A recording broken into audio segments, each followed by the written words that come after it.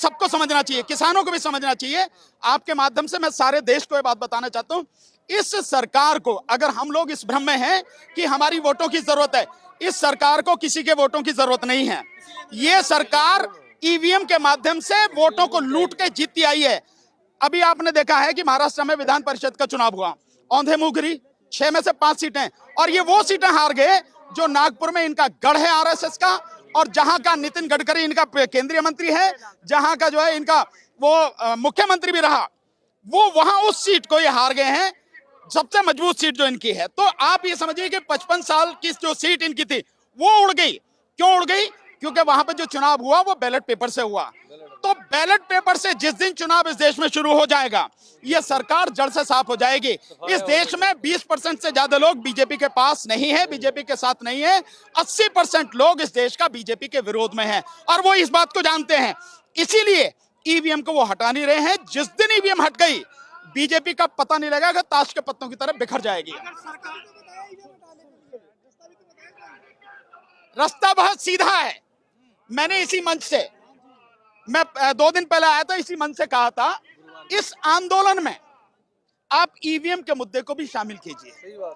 अगर आप जिस मुद्दे के लिए लड़ रहे हैं, ये मुद्दा आपका हल भी हो जाए, और हल हो जाएगा, मेरी बात सुनिए, आपका मुद्दा हल भी हो जाए, उसके बावजूद भी बीजेपी बनी रहेगी। और जब तक बीजेपी बनी रहेगी, इस देश में समस्याएं बनी रहेंगी। तो समस्याएं कानून नहीं है, समस्या है बीजेपी। इसलिए बीजेपी को जड़ से उखाड़ के फेंकना सबसे पहली हम सबकी प्राथमिकता होनी चाहिए। रही ईवीएम की बात, ईवीएम के लिए हम सबको, मैंने पहले भी कहा था, ईवीएम को इस मुद्दे में शामिल हमें करना चाहिए। इसका मतलब पंजाब में आप जीत गए, पंजाब में बीजेपी हार गई, इसका मतलब यह नहीं कि ईवीएम में गड़बड़ी नहीं है। आप लड़ किससे रहे? केंद्र सरकार से, और केंद्र में बने रहने के लिए वो सारे काम करती है। जब 2019 का चुनाव हुआ, 2019 के चुनाव में 373 लोकसभा सीटों पर जितनी वोटें पड़ी, उससे 8,000 से लेकर 18,000 वोट ज्यादा निकली। अब मुझे आप ये बताइए कैसे निकली भाई? जब इलेक्शन कमीशन से सवाल पूछा गया, तो इलेक्शन कमीशन ने आज तक इसका जवाब नहीं दिया। आज तक 1.5 साल से ज्यादा हो चुका, आज तक जवाब नहीं दिया इलेक्शन कमीशन ने। इसलिए हमको जड़ को समझना है। तो मैं ये मानता हूं कि इस आंदोलन में जो हमारी मांगे हैं, इसमें थोड़ी सी मांग और ऐड की जाए। एक, ईवीएम को हटा के बैलेट पेपर से चुनाव कराया जाए। दूसरा, मोदी सरकार इस्तीफा दे, लोकसभा को भंग करा जाए, और दोबारा से बैलेट पेपर से लोकसभा चुनाव कराया जाए। बीजेपी से मुक्त कराना इस देश को, मैं समझता हूं, सबके सबसे पहली प्राथमिकता होनी चाहिए। अगर सर बिल्कुल होगा।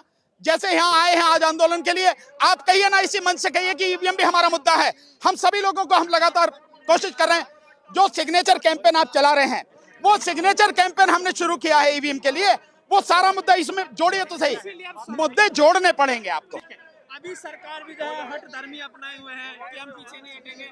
किसानों ने भी ठान लिया कि हम पीछे नहीं हटेंगे। तो अब कैसे समाधान निकलेगा? नहीं देखिए, समाधान बहुत, किसान कब तक बैठा रहेगा? नहीं, किसान तो जब तक बैठेगा, किसान जब तक लड़ेगा, जब तक सरकार किसानों की मांग मानेगी नहीं। बहुत मुश्किल से, बहुत धैर्य के बाद, बहुत दिनों बाद किसान सड़क पर आया है।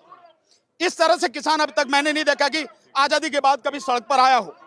पहली बार इस तरह से सड़क पर आया है, और मैं समझता हूं जी ठान के आया है, या तो हमारी मांगे मानी जाएंगी, नहीं तो इस सरकार को उखाड़ के फेंकेंगे।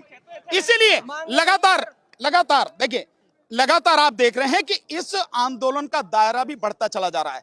भिन्न भिन्न सामाजिक संगठन, भिन्न भिन्न सामाजिक कार्यकर्ता, भिन्न भिन्न तरह के लोग इस आंदोलन से लगातार अब जुड़ते चले जा रहे हैं। और जैसे ये होगा, जितना बड़ा हो जाएगा, उतनी ही सरकार की मुश्किलें बढ़ेंगी, सरकार के लिए मुसीबत खड़ी होगी।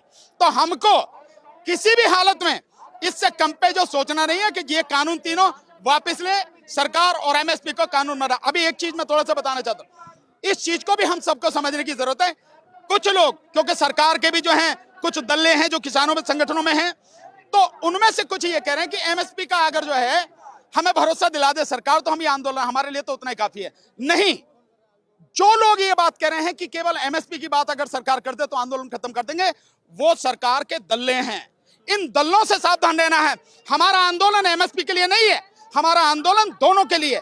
तीनों कानून वापस हो और एमएसपी को कानूनी दर्जा मिले, उसके लिए हमारा आंदोलन है। ठीक है, तो ये थे मेरे साथ भानु प्रताप जी, इनसे हमने बातचीत की है, जो यहाँ पर पहुंचे हुए थे, किसानों के बीच में लगातार जो है यहाँ पर पहुंच रहे हैं। किसानों का जो आंदोलन है जिस तरीके से जो रूप ले रहा है, जो आंदोलन जो है लगातार बड़ा होता जा रहा है, मोदी सरकार के लिए सबसे बड़ा जो है ये सरदर्द बना हुआ है ये जो आंदोलन चल रहा है। आपकी क्या राय है इस पूरे इंटरव्यू को लेकर, हमें जरूर बताइए। वीडियो को लाइक कीजिए, शेयर कीजिए, टाइम्स एक्सप्रेस को सब्सक्राइब कीजिए।